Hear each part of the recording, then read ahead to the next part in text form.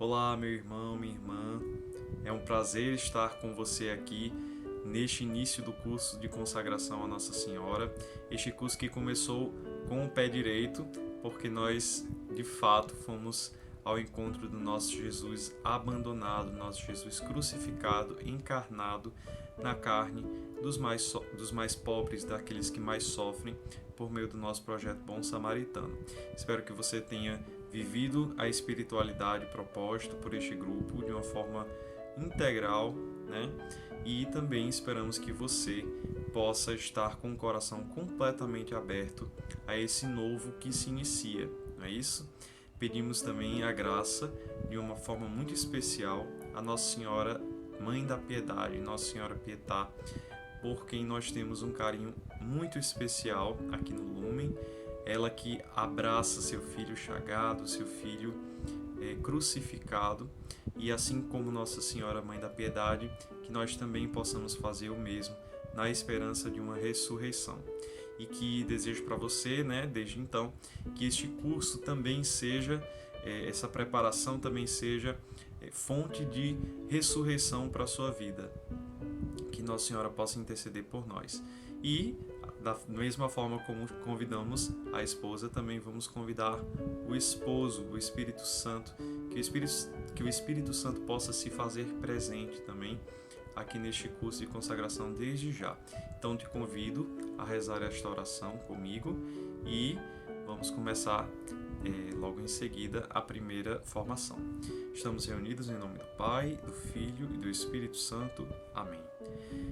Vinde, Espírito Santo, enchei os corações dos vossos fiéis e acendei neles o fogo do vosso amor. Enviai, Senhor, o vosso Espírito, e tudo será criado, e renovareis a face da terra. Oremos. Ó Deus, que instruísse os corações dos vossos fiéis com a luz do Espírito Santo, fazei com que apreciemos retamente todas as coisas, segundo o mesmo Espírito, e gozemos sempre de sua consolação. Por Cristo Senhor nosso. Amém. Então, nós vamos convidar agora nosso irmão de comunidade, Fernando Nunes, ele que é membro consagrado da obra Lume de Evangelização e aceitou dar essa formação a respeito dos 3 primeiros capítulos do livro do Tratado da Verdadeira Devoção do Santo São Luís Maria Grignon de Montfort. Então, espero que você goste, que você aproveite tudo que vai ser dito aqui nesta formação. E é isso, vamos também entregar desde já nas mãos de Nossa Senhora da Piedade toda essa formação, esses dias, esse período de preparação para o curso e também o grande dia, né, o dia da consagração a Nossa Senhora. Então que Nossa Senhora possa receber o nosso coração, a nossa vida, o nosso testemunho em suas mãos imaculadas. Ave Maria, cheia de graça, o Senhor é convosco. Bendita sois vós entre as mulheres, bendito é o fruto do vosso ventre, Jesus. Santa Maria, Mãe de Deus, rogai por nós, pecadores, agora e na hora de nossa morte. Amém. Amém. É uma grande alegria, pessoal, para mim, estar aqui com vocês na abertura desse curso de preparação para a consagração a Jesus por meio de Maria, pelo método que Deus inspirou a São Luís Maria Grignon de Montfort. É uma graça muito grande, porque nós temos testemunhado nos últimos anos as inúmeras graças que Deus tem derramado sobre a nossa comunidade. Nós somos da obra Lume de Evangelização, sobre muitos membros que têm feito a experiência de viver o nosso carisma alimentados por essa consagração, por essa profunda experiência mariana. A base aqui do nosso curso, não poderia ser diferente, é o Tratado da Verdadeira Devoção à Santíssima Virgem, que foi escrito por esse santo que a gente já mencionou, São Luís. E a gente, antes de ir para o livro propriamente dito, hoje nós vamos abordar os capítulos 1, 2 e 3 do tratado, tá bom? Para você se organizar. Já vou aqui colocar uma dica para você. Essa nossa formação de hoje, ela vai ser bem densa em termos de conteúdo. Então, minha forte recomendação para você que está acompanhando é anotar os pontos principais para que depois você retorne a esses pontos, a essas anotações e possa rezar em cima disso tudo, tá certo? Então fica aí a minha dica. Os horários das outras formações desse curso, você pode acompanhar aí no chat, o pessoal está colocando, já colocou e vai colocar outras vezes durante essa transmissão. Então fiquem atentos aos horários aí no chat. No mesmo chat, vocês podem colocar as perguntas, que no final vão ser respondidas. A gente vai tirar um tempinho de mais ou menos 15 minutos no final para responder a essas perguntas. Então, fiquem à vontade de colocar aí, no final a gente vai dar uma olhada nelas. Um pedido seria que essas perguntas se voltem mais ao tema dessa formação de hoje, tá certo? Então, antes da gente ir diretamente aos 3 primeiros capítulos do tratado, que são o tema da formação de hoje, é importante que a gente conheça um pouquinho da história do santo que Deus inspirou a escrever esse tratado. Esse tratado que tem sido um grande instrumento de Deus na busca pela conversão e pela santidade de muita gente, inclusive de São João Paulo II, que deixou muito claro, deixou explícito, que fez essa consagração, que auriu muitos frutos de tudo isso, e inclusive, certa vez, quando ele foi visitar o túmulo de São Luís Maria Grignon de Montfort, houve uma tentativa de atentado ao Papa. E muitas pessoas, ao que parece, inclusive o próprio Papa, deveu à intercessão de São Luís a proteção diante daquela ameaça. Papa João Paulo II, portanto, era devoto de São Luís e seguiu realmente a espiritualidade desse tratado. São Luís, ele nasceu no dia 31 de janeiro de 1673. Nasceu na cidade de Montfort, na França. Por isso, São Luís Maria Grignon de Montfort. Esse nomezinho Maria, que tem no nome dele, não estava no nome dele de batismo. Ele, quando fez crisma, jovem, crismado, ele decidiu incorporar o nome Maria ao seu nome de batismo, sinal da sua grandíssima devoção mariana desde cedo. E ele passou, inclusive, a pedir que não fosse mais chamado com o nome da sua família biológica, a família Grignon. Então, ele costumava se apresentar como São Luís Maria, simplesmente assim. E de Montfort, porque muitas vezes a igreja dá o título ao santo, englobando o nome da cidade onde ele nasceu. Até porque são muitos São Luís, graças a Deus, que existem na igreja. A família de São Luís era uma família muito católica, muito numerosa. Para vocês terem ideia, São Luís foi o primogênito de uma família em que ele tinha 17 irmãos. Desses, portanto, 18 filhos que tinham nessa família, além de São Luís, 3 seguiram também a vida religiosa consagrada. Um irmão virou padre dominicano e 2 irmãs também entraram na vida religiosa. Uma se tornou beneditina e outra se tornou uma irmã sacramentina. Sinal de que realmente era uma família muito de Deus, deu esses frutos aí para a vida consagrada religiosa. Com 11 anos de idade, São Luís foi enviado para um colégio jesuíta na cidade de Rennes, para estudar ali, fazer os seus estudos normais. E com 19 anos, ele decide ingressar, começar um caminho em busca do sacerdócio. Ele discerniu que tinha esse chamado para ser padre e com 19 anos de idade, ou seja, no ano de 1692, ele ingressa no seminário São Sulpício, que ficava em Paris. Também em Paris ele fez teologia na famosa Universidade de Sorbonne.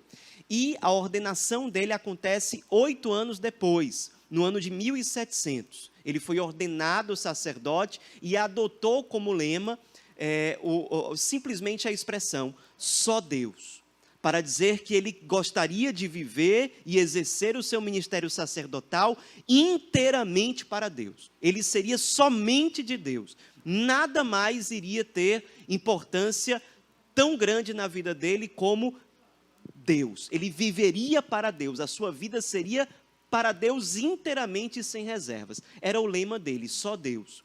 E no ministério sacerdotal dele, logo no início, ele colocou 3 grandes prioridades. Primeiro, a evangelização dos povos estrangeiros era um grande desejo que ele tinha, que ele concretizou, mas de um jeito diferente do que ele pensava. A gente vai já falar sobre isso. Segunda prioridade que ele estabeleceu: proclamar o reino de Jesus Cristo por Maria. Então, ele tinha um anseio muito grande de anunciar o reino, de anunciar o nome de Jesus, mas sempre tendo certeza de que ele só conseguiria fazer isso com fidelidade por meio de Maria, se deixando conduzir, nutrir, realmente tomar posse da maternidade de Maria sobre a vida dele. E a terceira grande prioridade no ministério sacerdotal dele era socorrer os pobres. Isso ele viveu já desde o início do ministério sacerdotal dele, quando ele visitava e cuidava de muitos doentes no hospital de um lugar que se chamava Poitiers. Então, ali, inclusive, ele percebeu que necessitava de ajuda ali na evangelização, no cuidado dos enfermos. Era um hospital que acolhia principalmente enfermos pobres, aos quais São Luís se dedicou a maior parte da vida. A maior parte do ministério dele, de pregação, de missão, era junto aos pobres. Então, ele, sentindo que precisava de ajuda, percebeu uma inspiração de Deus para fundar uma congregação. No caso, essa primeira fundação dele foi uma fundação de uma congregação feminina, chamada de Filhas da Sabedoria. O braço direito dele era Maria Luísa Trichet, que se tornou religiosa, e aí ela ajudou São Luís a fundar essa primeira congregação. Digo primeira porque, ao todo, no fim das contas, ele fundou 3 congregações. Ele fundou essas Filhas da Sabedoria, que ajudavam especialmente no cuidado aos doentes. Depois, essa congregação foi se espalhando por praticamente toda a França, evangelizando os doentes, e depois foi expandindo também para fundar escolas, evangelizar crianças, jovens, através de escolas religiosas.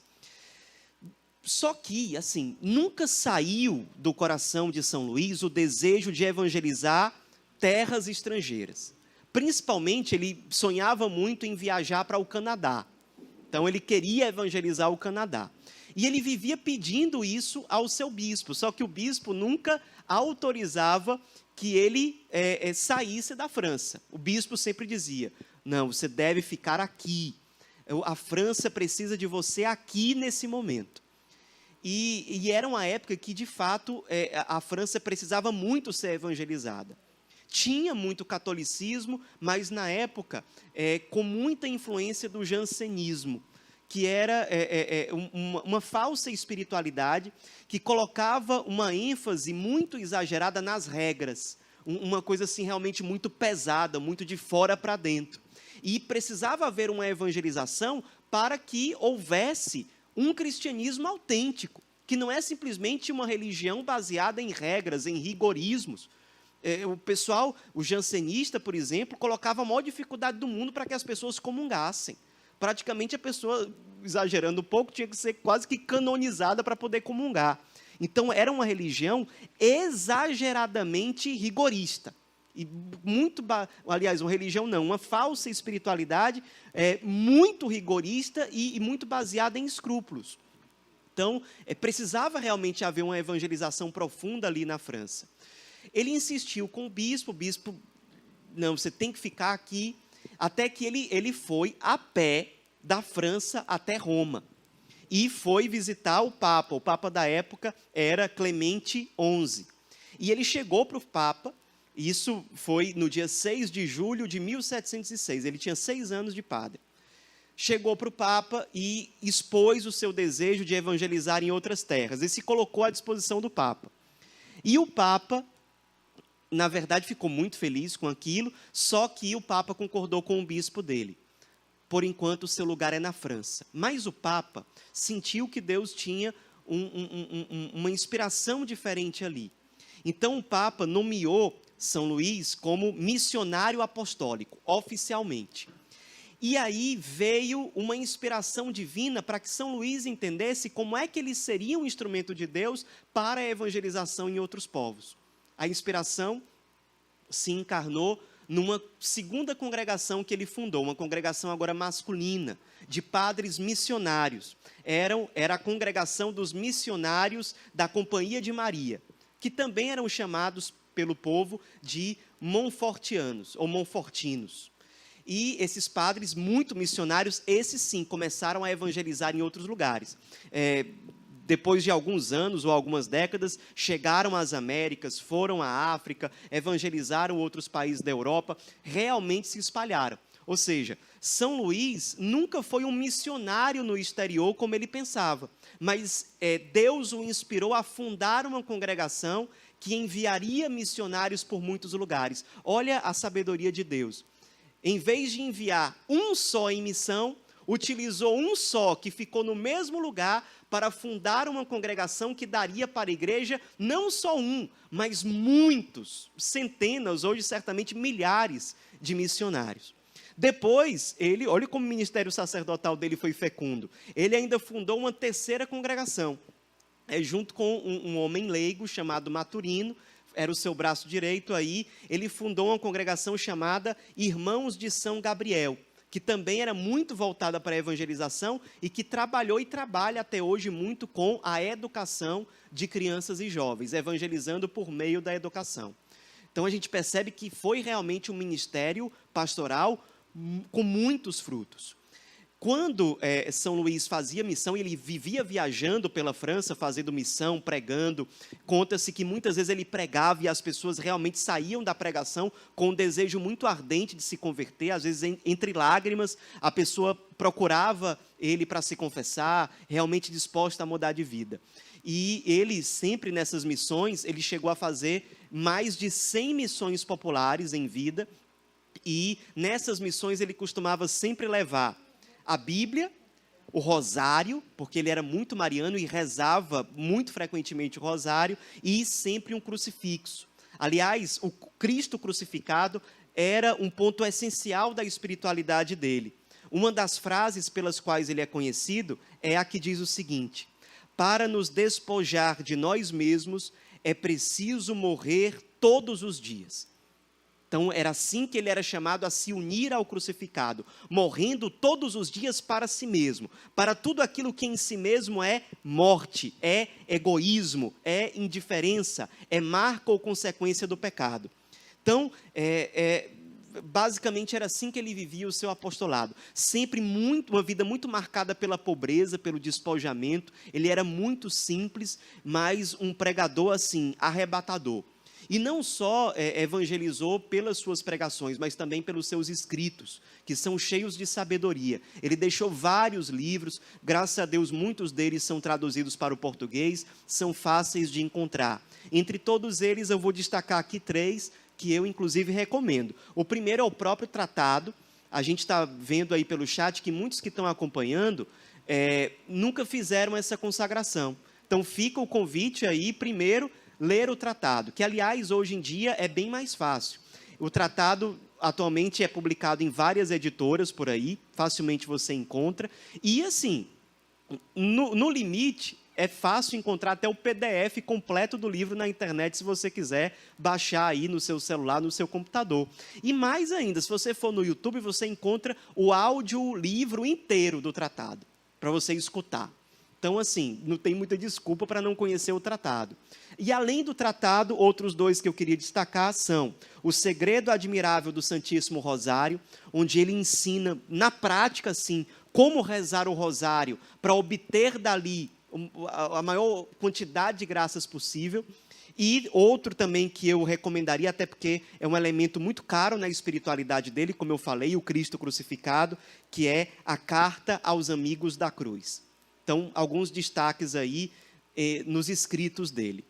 Enfim, ele morreu no dia 28 de abril de 1716, com 43 anos apenas, e foi canonizado pelo Papa Pio XII no dia 20 de julho de 1947. Interessante que, se a gente pega as datas marcantes na vida de São Luís, boa parte delas acontecem no mês de julho.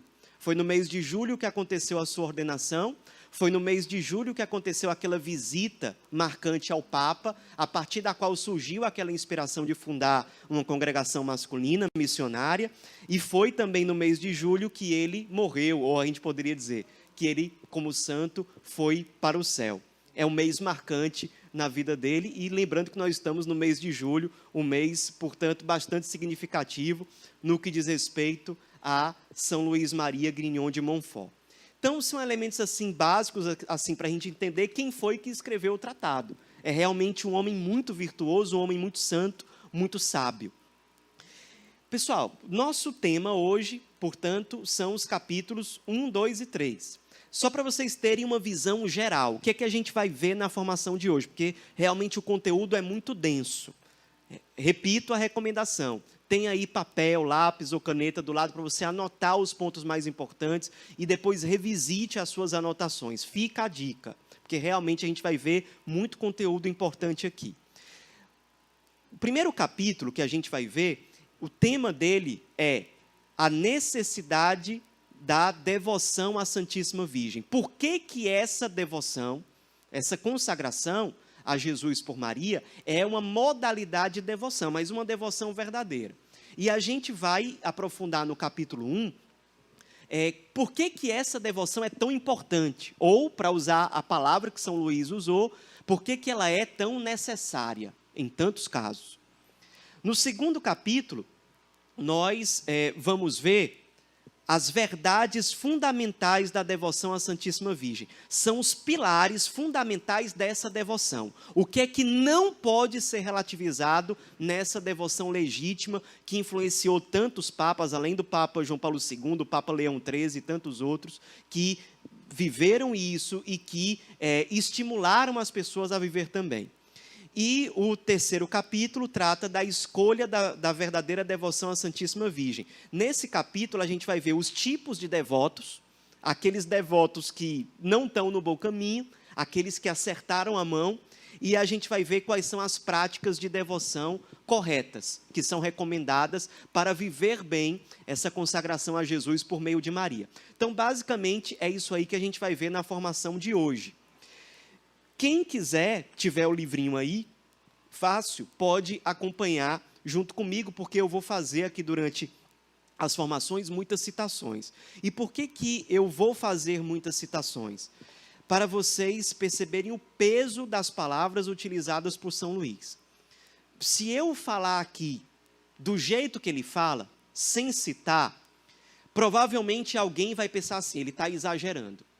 Ele está dando muita ênfase ao que São Luís colocou. Então, para evitar, talvez, esse tipo de inquietação, de pé atrás, eu vou fazer aqui muitas citações, para vocês verem a força e o peso das palavras do tratado. Eu, de forma alguma, quero e peço a Deus que me impeça, realmente, de colocar aqui qualquer coisa que seja infiel à espiritualidade e à proposta do tratado.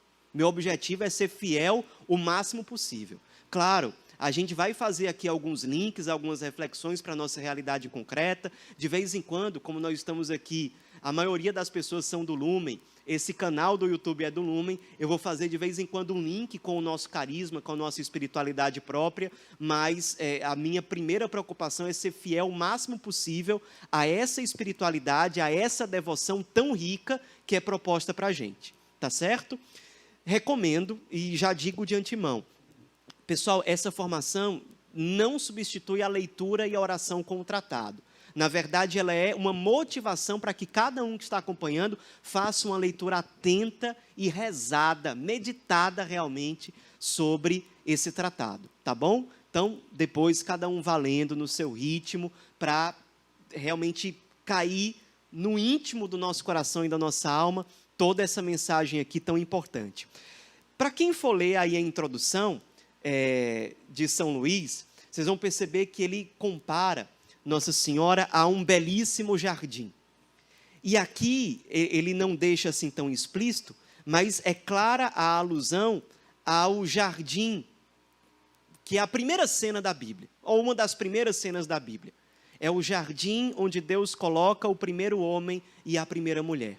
Aquele jardim que era tão marcado pela beleza, pela harmonia, onde não havia mancha, não havia impureza, aquele jardim foi manchado. A partir do momento em que o ser humano quebrou o seu vínculo originário com Deus, utilizando de forma errada o seu livre-arbítrio e pecando. É a queda do ser humano. Aquele jardim, o paraíso, que foi criado sem mancha nem ruga, foi manchado pelo pecado humano, pela queda do ser humano. Nossa Senhora é uma imagem de um jardim refeito, um jardim totalmente ordenado, onde não existe mais feiura, onde não existe mais desarmonia, onde não existe mais quebra, um jardim reordenado. Um jardim onde Deus, ou o Verbo divino feito homem, quis se revelar à humanidade. E São Luís, já na introdução do tratado, ele deixa tão clara a beleza de Maria, como foi grande a manifestação do amor de Deus ao criar Maria, ao nos dar Maria, que é praticamente uma profanação nós desprezarmos Nossa Senhora. Deus, com tanto carinho, nos deu ela imaculada, concebida sem pecado, e nós vamos aprofundar isso aqui ao longo do curso. Deus nos deu um tesouro tão precioso, que desprezar esse tesouro é desprezar o próprio Deus. Imagine alguém que é muito importante para você, alguém que você admira muito, que você ama muito, que é uma grande referência para você. E essa pessoa entrega para você um presente surpreendente, assim, uma coisa que essa pessoa se esmerou muito para que esse presente chegasse até você. É realmente uma coisa extraordinária. Se você despreza esse presente, você está desprezando não o presente em si mesmo, você está desprezando aquele que teve todo o carinho para lhe dar aquele presente. É nesse sentido, e São Luís deixa muito claro, que desprezar Nossa Senhora é desprezar o próprio Deus, que nos deu esse tesouro precioso. A Virgem Maria é um tesouro precioso, é a mais bela de todas as criaturas, é uma restauração na criação divina que foi manchada pelo pecado humano. É um tesouro precioso a partir do qual, e isso é um fato, a partir do qual o Cristo, o Verbo encarnado, se manifestou à humanidade. Desprezar o tesouro escolhido pelo próprio Deus para manifestar o seu Filho amado ao mundo, é claro que é desprezar o próprio Deus. Então olhemos para a Virgem Maria sem preconceitos. Olhemos. Ela jamais aponta para si mesma. Nós somos egoístas, nós somos egocêntricos, nós muitas vezes somos fechados em nós mesmos. Muitas vezes nós nos imaginamos como se o mundo girasse ao redor do nosso umbigo, mas isso somos nós, não é Maria. Nossa Senhora não é assim. Nossa Senhora é inteiramente para Deus e para nós. Nossa Senhora é inteiramente para os outros. Nossa Senhora não tem marca de egoísmo. Ela não quer nada para si. Ela é o ser humano na sua essência. Ela é para os outros, ela é plenamente resposta. Então, deixemos de lado que Deus, na sua graça, se for o caso, em quem está acompanhando, faça cair por terra esse preconceito. Quanto mais nós valorizamos a Santíssima Virgem, mais nós valorizamos o Criador que deu ela para nós, para que o Cristo se manifestasse. Ai, mas poderia ser diferente, mas o fato é, não foi. Deus nos deu, Deus Pai nos deu o seu Filho Jesus, por meio daquela sobre quem o Espírito desceu. E ela, esposa do Espírito, foi, sim, um instrumento humano imaculado que Deus utilizou para nos dar o Cristo, a nossa salvação. A nossa salvação, que é o Cristo, nos foi dada por meio de Maria, e isso é um fato. Não é que ela é a salvadora no lugar do Cristo, mas, sem dúvida, a nossa salvação veio por meio dela. Ai, mas poderia ter sido diferente. Mas foi por meio dela. E se foi porque Deus quis. Deus enviou o anjo, perguntou se ela aceitava, e ela disse sim, faça-se em mim segundo a vossa palavra. O fato é, foi por meio dela que nós tivemos acesso ao Cristo. Foi por meio dela, portanto, que nós tivemos acesso à causa da nossa salvação. Então, a introdução do tratado é quase que um chacoalhão de São Luís, dizendo, olha, desvalorizar Nossa Senhora é um desprezo em relação ao próprio Deus. Vale a pena rezar com a introdução também. Mas aí a gente vai, saindo da introdução, para o primeiro capítulo, que trata da necessidade dessa devoção. Por que essa devoção é tão importante? São Luís deixa claro, essa devoção, ela é fundamental, segundo São Luís, por duas razões. Primeiro, porque Deus quis servir-se de Maria, na encarnação. Foi por meio dela, e isso é um fato, que o Verbo divino se encarnou e habitou no meio de nós. Foi por meio dela. Deus quis servir-se dela, e isso é um fato. E isso é um fato. Vamos, se for o caso, deixar de lado certas ideias e ideologias para olhar para a realidade, para o fato. O fato é, o Verbo divino se encarnou porque Deus quis servir-se de Maria. Segundo, Deus quis servir-se de Maria na santificação das almas. Por quê, pessoal? Jesus se encarnou por meio de Maria, fato. Segundo, por que Jesus se encarnou? Por que o Verbo divino se fez carne? Para nos salvar. Então, por que Deus quis servir-se de Maria? Para a nossa salvação. É simples assim. É difícil de entender que, ao fazer isso, Deus não está constituindo Maria como salvadora. E ao nós vermos Maria dessa forma, nós não estamos enxergando que ela é o Cristo, o Salvador. Não, é simplesmente um fato, é uma consequência lógica. O Verbo divino se encarnou por meio dela. O Verbo divino se encarnou para nos santificar. Portanto, Deus quis se servir de Maria para se encarnar e para nos salvar, nos santificar. Isso é claro. Toda verdadeira espiritualidade cristã, de algum modo, conduz à configuração ou à conformação ao Cristo. O próprio Papa João Paulo II, naquele famoso documento, o Rosário da Virgem Maria, em que ele acrescentou os mistérios luminosos ao Rosário, ele diz que o Rosário, assim como toda oração cristã, tem como finalidade última a conformação ao Cristo. Por quê? Porque toda oração cristã é voltada para isso. Toda verdadeira espiritualidade cristã é voltada para isso. Portanto, essa devoção, a consagração a Maria por esse método, a Jesus por Maria por esse método, deve nos levar ao mesmo caminho, à mesma finalidade. Se a gente olha, por exemplo, para a nossa espiritualidade lume, para o nosso carisma, nós somos chamados a nos configurar ao ressuscitado, por meio da experiência atualizada do nosso mistério cristológico.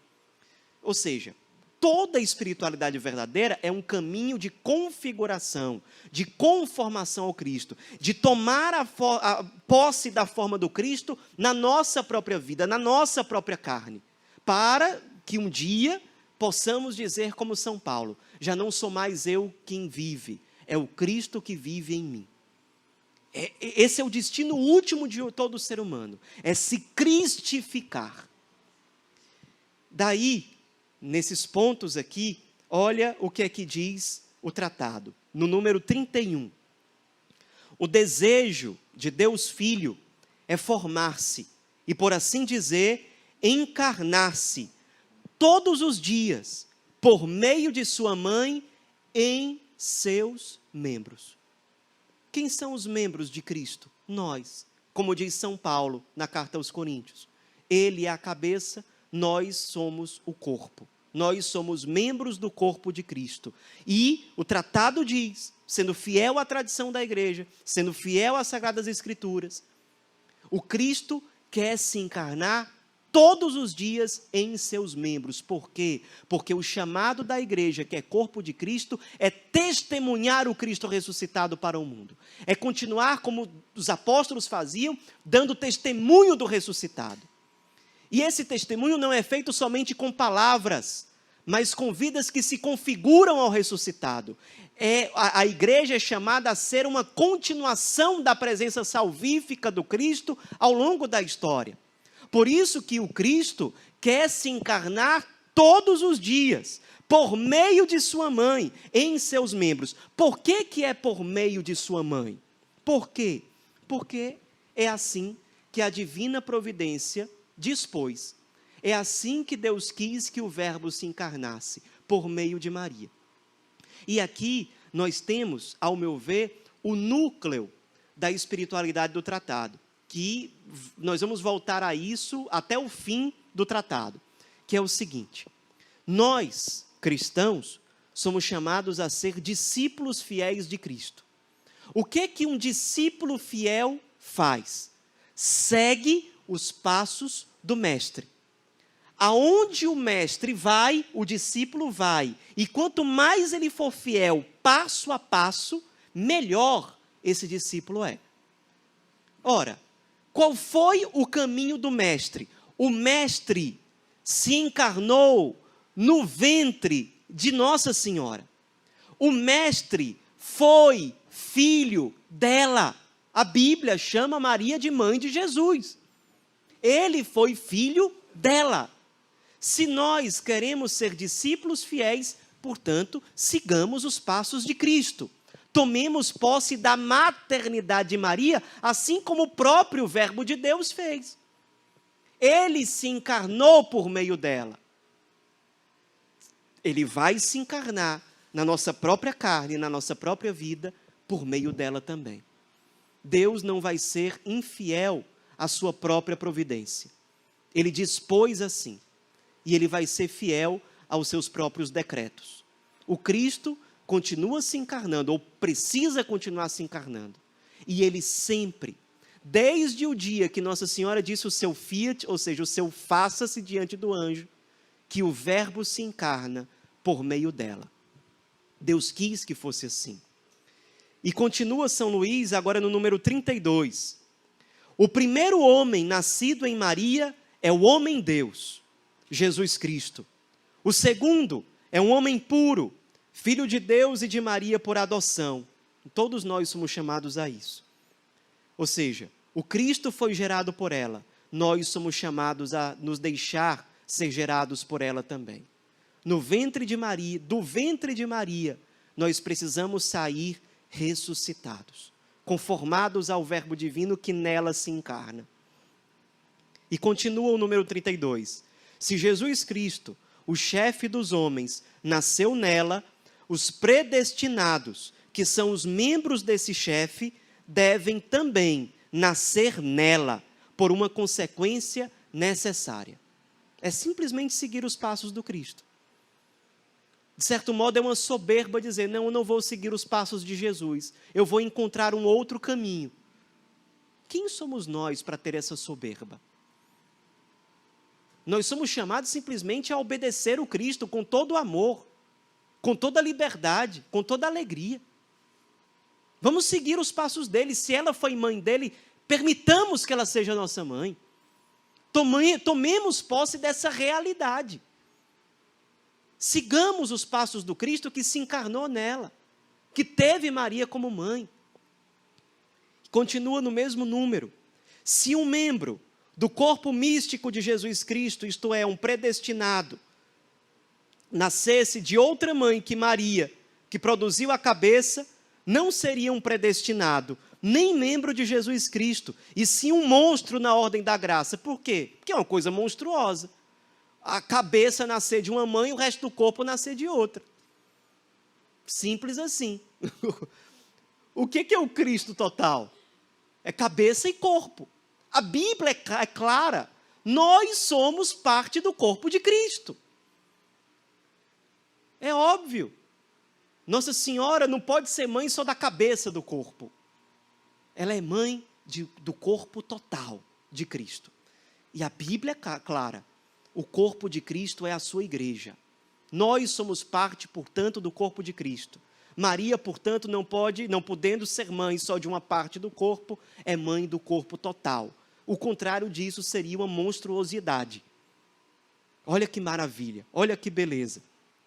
Eu dou graças a Deus, porque eu sei que por essas palavras, muitas mentes vão se abrindo, muitos intelectos vão sendo iluminados, e se abrindo a uma devoção verdadeira e filial, porque estão compreendendo a sabedoria disso aqui.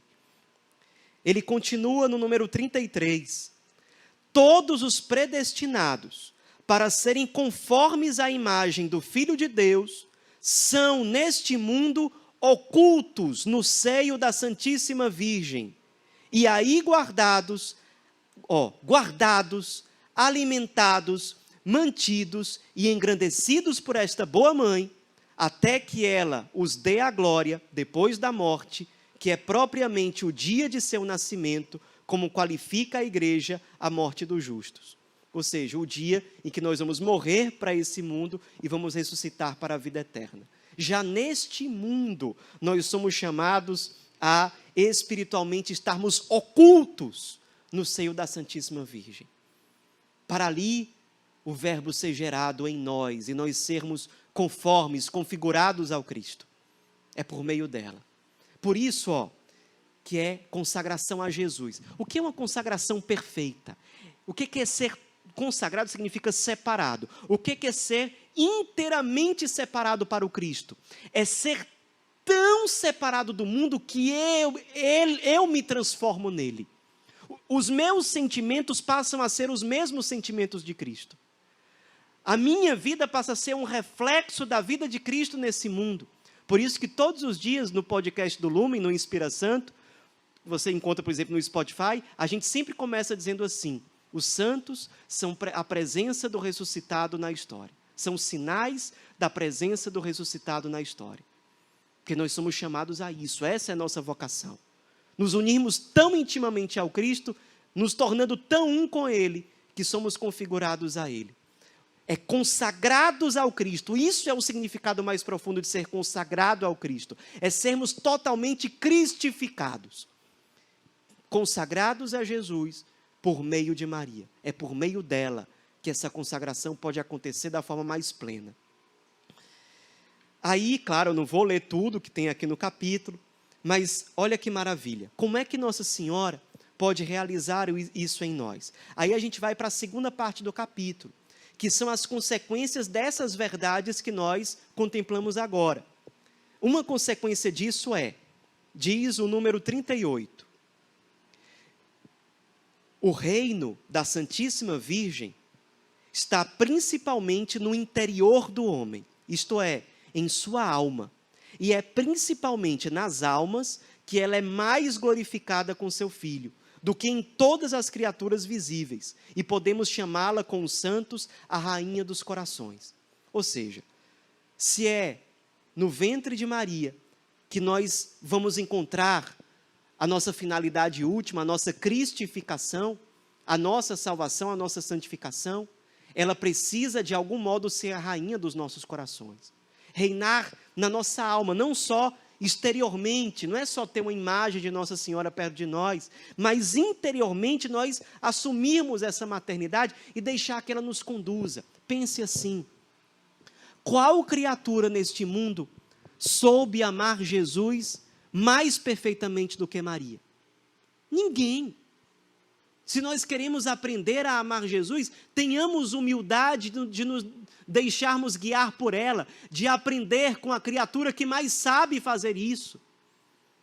É nesse sentido que nós somos chamados a permitir que ela venha, como rainha verdadeira, nos conduzir a nossa vida interior, a nossa alma. E aí ele continua a falar das consequências de tudo isso que a gente já contemplou, que a gente já falou aqui. Você vai ler em casa, eu não vou ter tempo de falar tudo isso, né? Mas, enfim, são muitos pontos que ele vai colocando, que vão nos motivando a permitir que Maria venha ser essa rainha. Mas, olha que beleza, ela é uma rainha que nunca perde a sua humildade. Ela segundo São Luís, o oposto de Lúcifer. No número 53, ele diz assim: o que Lúcifer perdeu por orgulho, Maria ganhou por humildade. Nunca Maria vai deixar de ser humilde, porque nós rendemos a ela os louvores que lhe são devidos, como o próprio Magnífica, lá presente no Evangelho de Lucas, diz. A própria Virgem Maria diz lá na Bíblia: todas as gerações me proclamarão bem-aventurada. Quando nós fazemos isso, nós não somos uma motivação para que Nossa Senhora se orgulhe. Ela vai ser sempre humilde. Ela é o oposto de Lúcifer. Ela não se deixa levar por vanglórias.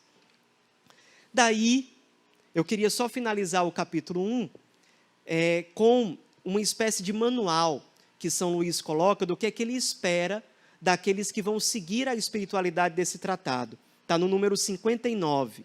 Ele diz assim: sabemos, enfim, que serão verdadeiros discípulos de Cristo, andando nas pegadas de sua pobreza e humildade, do desprezo do mundo e caridade, ensinando o caminho estreito de Deus na pura verdade, conforme o Santo Evangelho, e não pelas máximas do mundo, sem se preocupar nem fazer acepção de pessoa alguma, sem poupar, escutar ou temer nenhum mortal, por poderoso que seja. Terão na boca a espada de dois gumes da palavra de Deus, em seus membros ostentarão o estandarte ensanguentado da cruz, na direita o crucifixo, na esquerda o rosário, no coração os nomes sagrados de Jesus e Maria, e em toda a sua conduta a modéstia e a mortificação de Jesus Cristo. É o que ele espera de todo mundo que viva a espiritualidade desse tratado. Tudo está condensado aqui nesse número 59. Percebam que isso aqui é um espelho daquilo que a gente falou do próprio São Luís, o que ele procurava viver.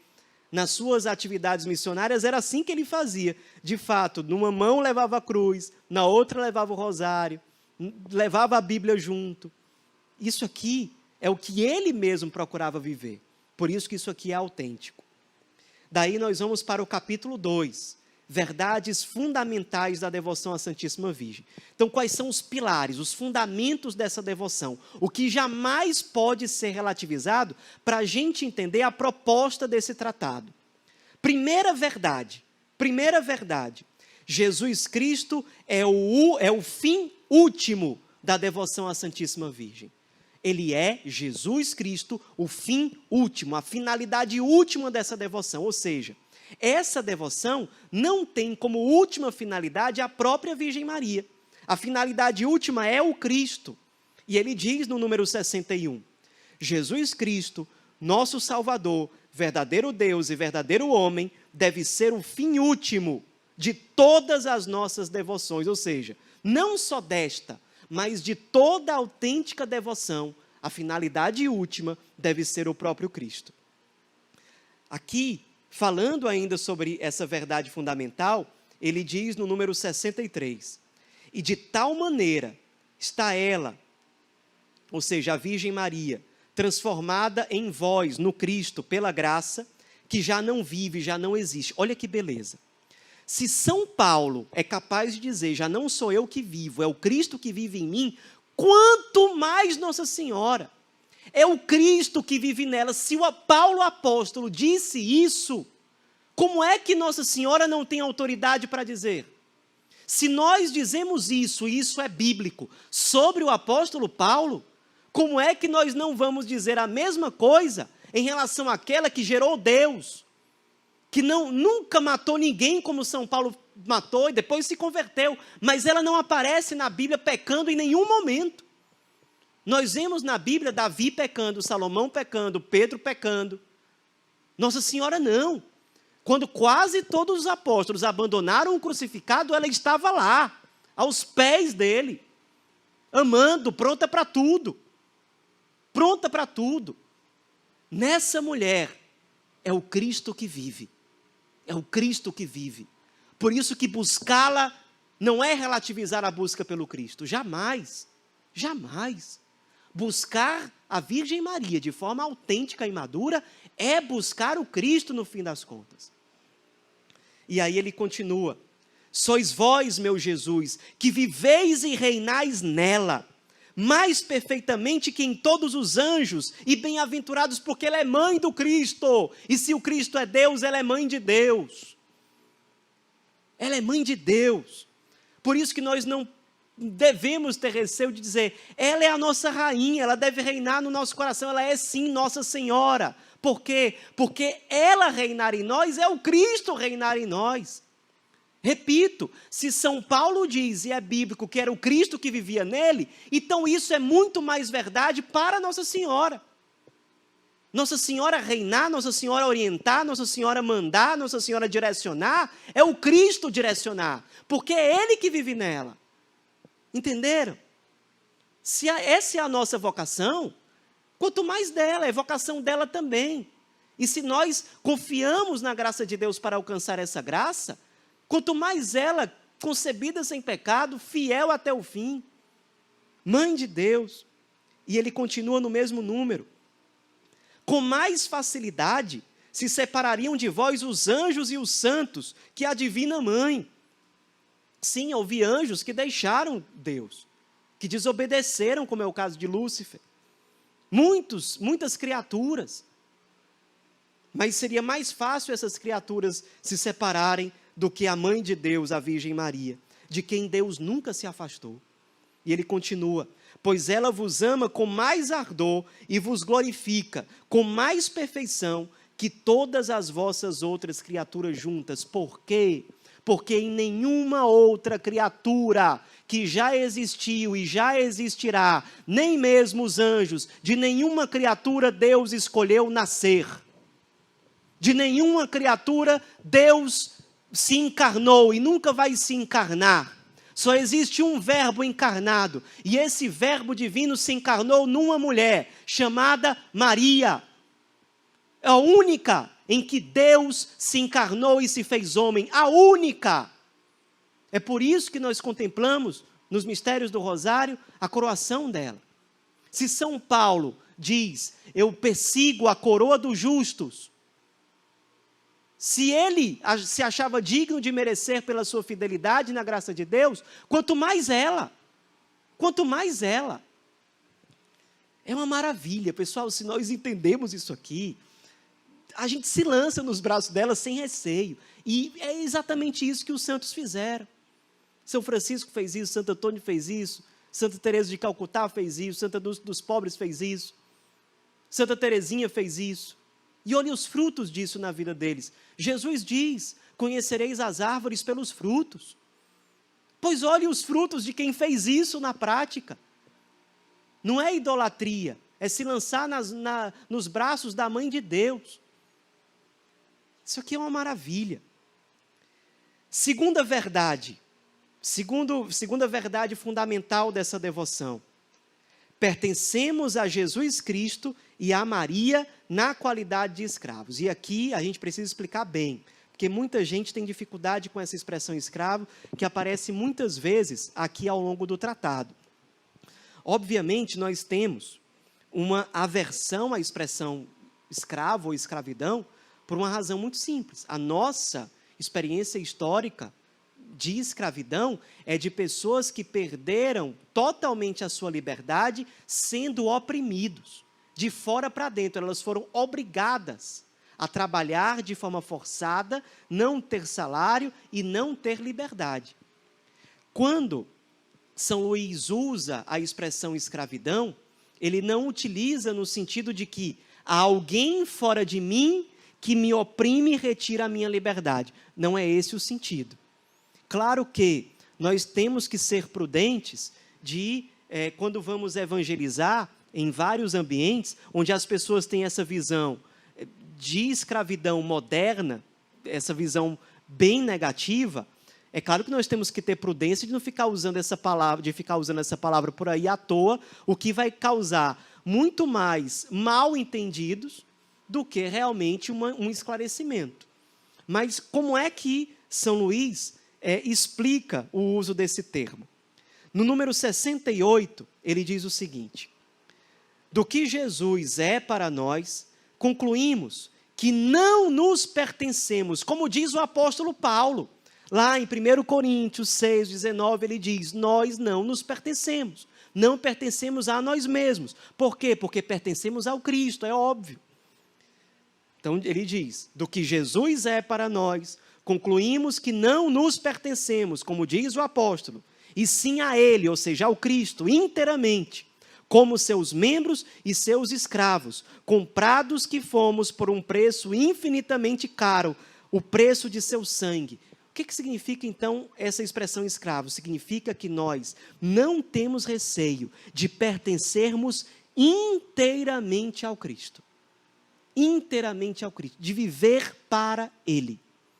De sermos dEle. Porque queremos, sem que isso seja uma violação à nossa inteligência ou à nossa liberdade. Exatamente porque nós enxergamos no Cristo crucificado, que, como diz aqui, nos comprou, nos salvou com o seu sangue derramado até o fim. Vale a pena dar a vida inteiramente àquele que deu a vida por primeiro, inteiramente por nós e pela nossa salvação. Vale a pena pertencermos inteiramente a Ele. E é uma coisa que, se nós meditarmos profundamente, nós vamos perceber isso, vamos concluir isso. Todo ser humano foi criado para o amor, para a beleza, infinitas, eternas. Ou seja, o que é a felicidade infinita? O que é o amor infinito? É Deus. Fomos criados para Deus. Isso está na constituição mais íntima de todo ser humano. Pertencer ao Cristo é simplesmente acolher a realidade das coisas. É uma atitude inteligente. Por isso que é muito longe de violar a nossa inteligência e a nossa liberdade. Saber que nós somos criados para Ele. Exatamente porque nós somos criados para as coisas mais elevadas da vida. Vale a pena pertencer a Ele. E aí, São Luís, para dar ênfase a isso, ele diz, não tenho receio de me chamar escravo, porque o que Ele mandar eu vou fazer. Naquilo que Ele me direcionar está a minha liberdade, está a minha felicidade, porque Ele é o bem, Ele é a verdade. Como é que eu posso dizer que eu sou escravo no sentido mundano, se eu estou obedecendo à verdade? Qual é a outra opção? Obedecer à mentira. É óbvio que uma pessoa que obedece à mentira está na escravidão no sentido negativo. Mas você pode dizer que uma pessoa que obedece à verdade está perdendo a sua liberdade? Uma pessoa que diz assim, 2 mais 2 é igual a 4. Vixe, eu tenho que obedecer isso. É um sofrimento muito... Cara, é simplesmente olhar para a realidade das coisas e concluir. É assim.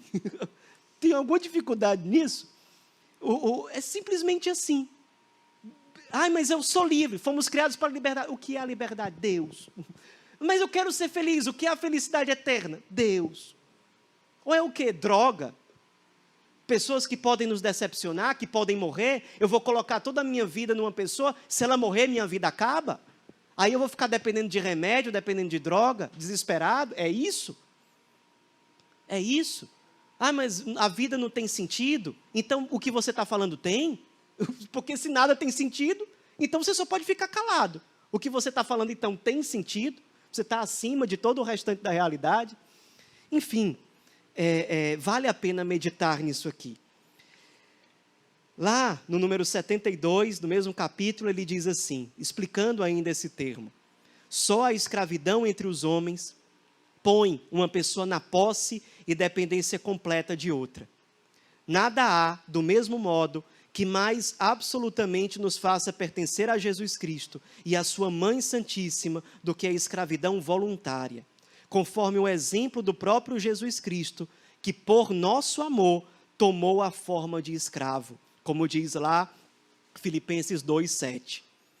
E da Santíssima Virgem, que se declarou a escrava do Senhor, em Lucas 1:38. Lembrem, nos entregar totalmente à Santíssima Virgem é nos entregar totalmente ao Cristo, porque ela é totalmente para Ele. Por isso que São Luís usa a expressão escravos de Jesus e de Maria. Porque, no fim das contas, como resultado prático, não faz diferença uma coisa ou outra. Acho que isso aí já ficou claro pelo que a gente já falou.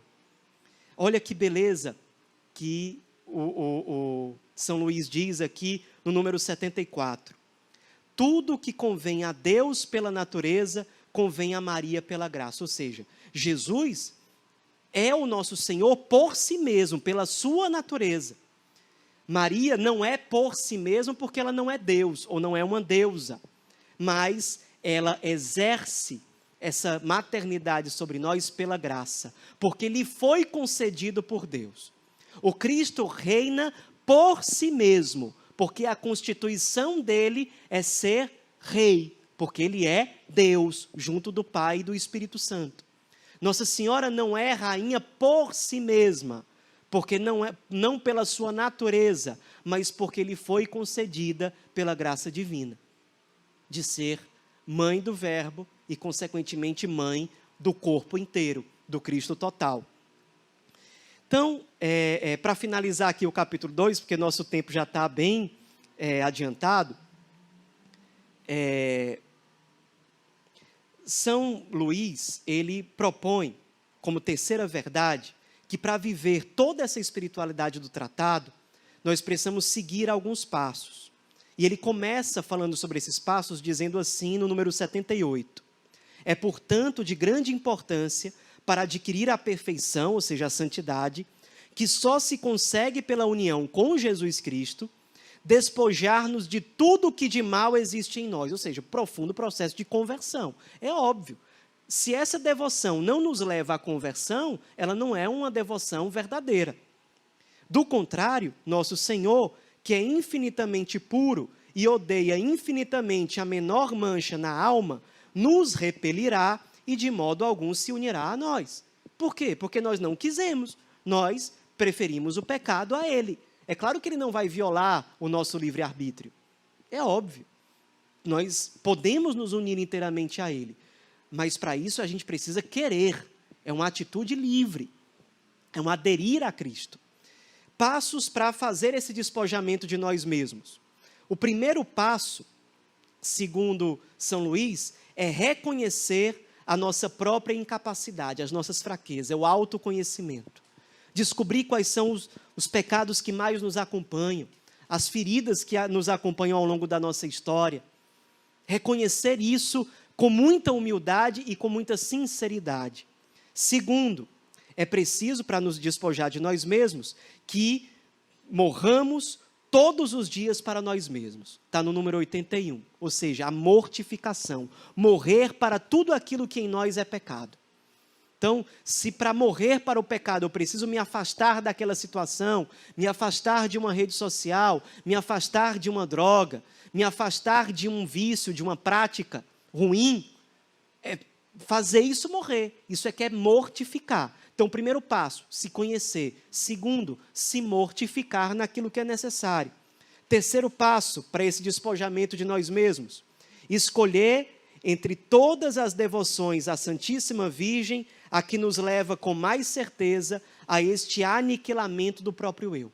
Ou seja, a escolher a devoção que mais nos leva a ser inteiramente de Cristo, por meio dela. E é essa a proposta desse tratado. Daí, pessoal, por conta do tempo, eu vou ter que pular aqui algumas coisas para irmos já para o capítulo 3, que fala sobre a escolha da verdadeira devoção à Santíssima Virgem. Então, aqui eu não vou aprofundar, até porque eu acho que é uma parte mais autoexplicativa. Quais são, primeiro, os falsos devotos em relação a esse método proposto no tratado? O primeiro falso devoto é o devoto crítico, que é aquele que fica só procurando crítica para tudo. Fica só, cri-cri, tudo reclama. Eu vou rezar o terço, mas fulano não reza, então não vou rezar. É o que critica tudo, né? Quer agradar os olhos humanos. Aí ele fica criticando o outro porque o outro não fez a coisa direitinho. É o cara que só faz criticar, só faz maldizer. Fica muitas vezes olhando muito mais o erro do outro do que o próprio.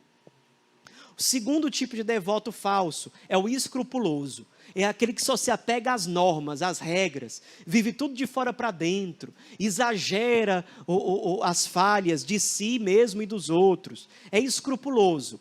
Ele, na verdade, não tem uma espiritualidade verdadeira, baseada numa relação filial, numa relação amorosa com Jesus e Maria. O que ele quer é só fazer o que é certo. O que é que eu tenho que fazer? É isso que eu vou fazer. Ou seja, ele se pauta somente nas normas. Um outro tipo de falso devoto é o devoto exterior. É aquele que faz uma devoção só de práticas exteriores. É usar a correntinha, é andar com um escapulário enorme, andar com uma camisa com a imagem de Nossa Senhora, mas não tem conversão, não tem mudança interior. Esse é o devoto exterior. Devoto presunçoso é aquele que já acha que, pronto, me consagrei, agora está tudo resolvido, já sou santo, já estou salvo. Presunçoso, pretensioso, se acha mais do que de fato é. O outro tipo de falso devoto é o devoto inconstante. É aquele que às vezes está muito empolgado, que só vive de emoção. Se ele está emocionado, aí ele vive, ele reza o texto, ele vai para a missa, ele se converte, busca a conversão. Aí uma semana depois ele já passa a emoção, ele desanima. Esse é um falso devoto, é um inconstante. O outro é o devoto hipócrita, falso. Às vezes quer mostrar uma coisa que ele não é. O outro é o devoto interesseiro.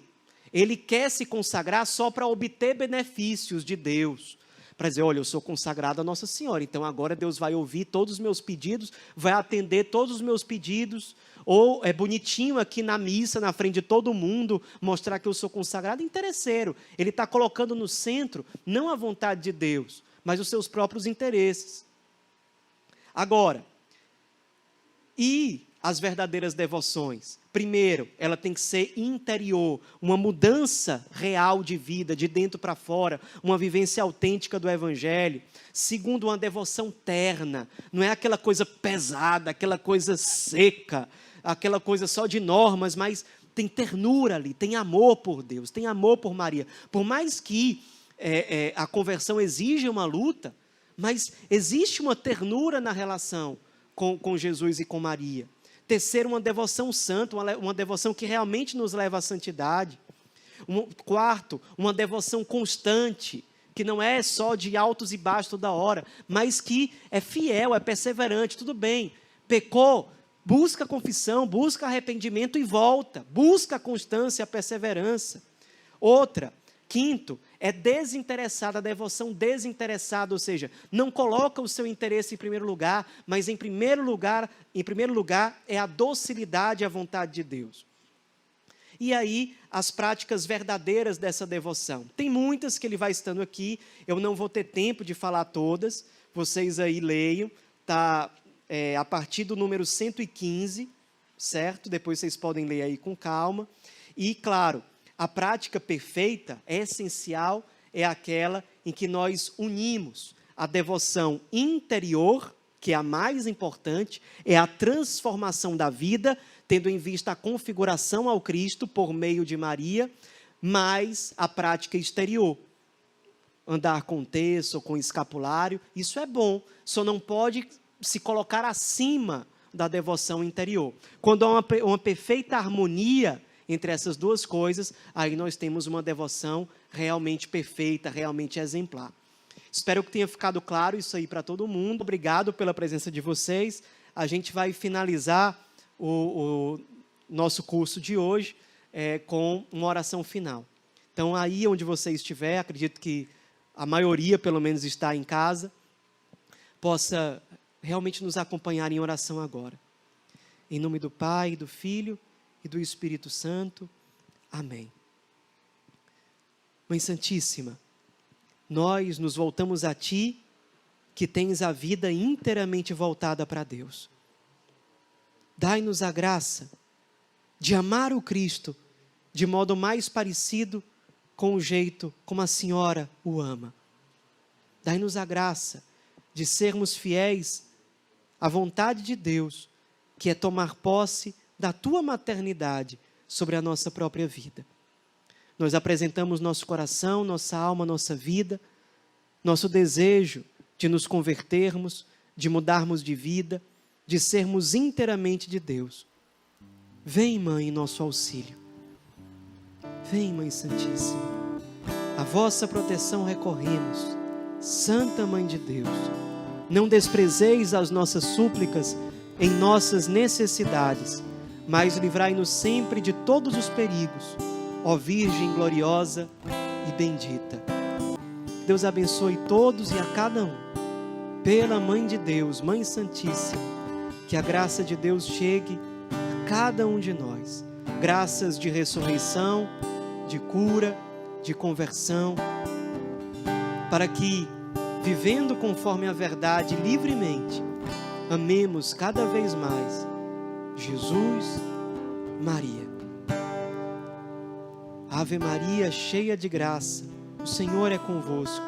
Bendita sois vós entre as mulheres, e bendito é o fruto do vosso ventre, Jesus. Santa Maria, Mãe de Deus, rogai por nós, pecadores, agora e na hora de nossa morte. Amém. Deus nos abençoe e nos guarde, em nome do Pai, do Filho e do Espírito Santo. Amém. Faz dos meus braços os teus.